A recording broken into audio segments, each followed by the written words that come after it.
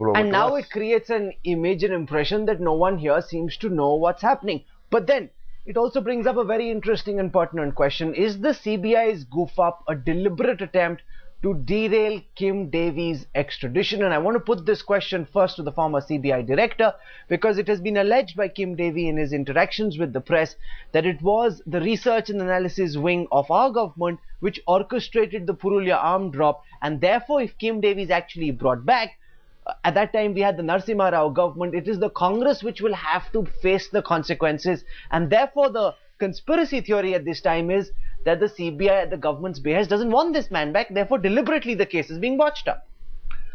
You see, it would be improper to rely upon the statement of a criminal who has committed a serious crime and who is now facing the court.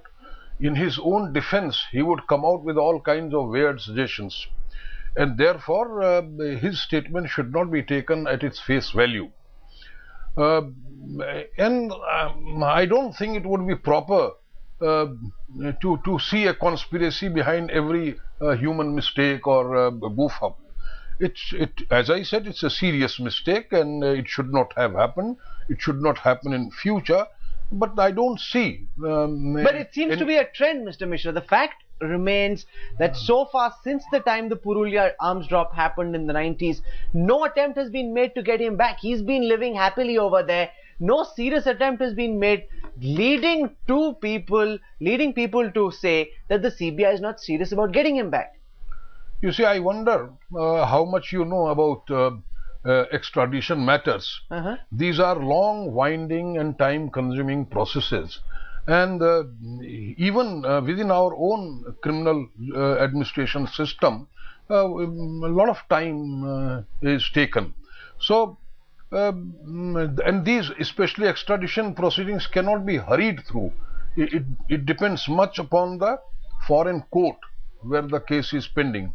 Therefore, I don't think this criticism is justified. Ms. Sitaraman, don't see conspiracy theories where none exist. No official, as Mr. Mishra says, would deliberately botch things up because he's a professional, and this really is egg on his face. Why would any professional do that? That is, if we believe that the CBI is independent a body, I'm sure they have a great deal of professionalism, and if professionalism is allowed to play its full role, yes, that would be applicable.